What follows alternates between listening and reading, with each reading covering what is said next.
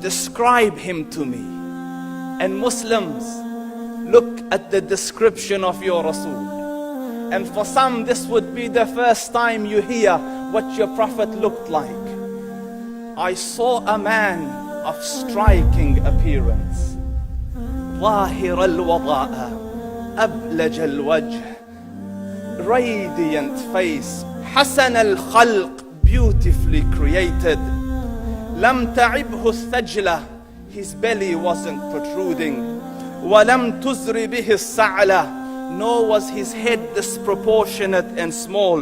وسيم قسيم, proportionate and delicate, finely made, a specimen of a creation. في عينيه دعج, in his eyes there was a contrast. The dark was immensely dark, the white was excessively white. وفي أشفاره وطف, and his eyelashes were long. وفي صوته صهل, and in his voice was a natural echo. وفي عنقه سطع, and his neck was elegantly long. وفي لحيته كثاثة, his beard was full and thick. أزج أقرن, his eyebrows were arched, but they were not joined. It was separated. In summit فعليه الوقار, when he was silent, dignity covered him. وإن تكلم سماه وعلاه البهاء, and when he spoke it was audible and clear, almost commanding and overtaking. أجمل الناس وأبهاهم من بعيد, from afar the most striking and outstanding in appearance. وأحسنهم وأجملهم من قريب, and when he came near, the best of them and the most handsome of them in closeness.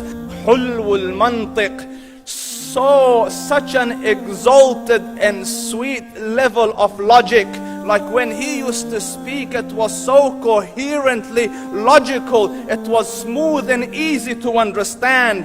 فصل لا نزر ولا هذر, he was to the point, not excessive, nor too short. كأن منطقه خرزات نظم يتحدرن, his logic, his utterances, his words were like jewels coming out of a necklace, calculated, polished, one after the other, it would flow magically. ربعة, he was medium in height. Your eye didn't have to strain to look up at him, nor was it tedious to look down at him. He was a comfortable sight to look at. له رفقاء يحفون به, he had friends, the people that were with him, they were working around him to try to serve and protect him.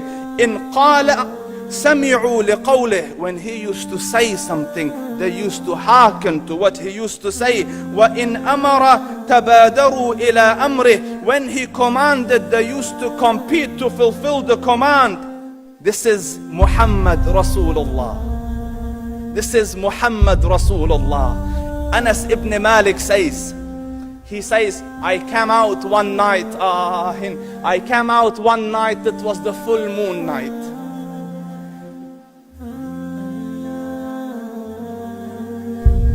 And I looked at the moon, and in the desert, understand, the moon is an awesome sight. It is smooth, it is radiant, it is clear, it is gentle compared to the scorching sun at which they are used to. So the moon was the epitome of beauty. So he says, I came out at a full moon night and I looked at the moon and I saw it, beautiful, handsome. So I said, let me go see if the moon is more handsome or my Prophet is more handsome. Let me see if that is more beautiful or the Prophet is more beautiful. So I went and I saw him standing afar. So I looked at his face and I looked at the moon, and I looked at his face, and I looked at the moon, and I looked at his face, and I looked at the moon, and he said, Wallahi, he was more handsome than the moon in its entirety. That is just the look of your Rasul. Aisha radiyallahu anha says, I was sewing with the needle, my needle dropped in the dark, I couldn't find it. I said, Ya Rasul, I can't find it. He moved his face close, and I swear, out of the radiance of his face, I found my needle. And the Prophet sallallahu alaihi wasallam was mind-bogglingly handsome, but his handsomeness was covered with waqar and jalal and hayba. The Sahaba say, when we used to sit at his feet, two feelings conflicting would come on the heart. The first one, you wanted to look at him. You wanted to behold the majesty of his face. And when you wanted to look up, shyness used to overtake you, so you used to look down.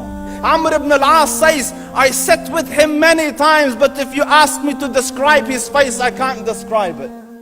I wouldn't be able to look up to him ijlalan wa ta'zeeman. I couldn't look up at him. And that is why he didn't have the problems that Yusuf alayhi salam had. Because it was difficult to penetrate the awe and the splendor of the Rasul.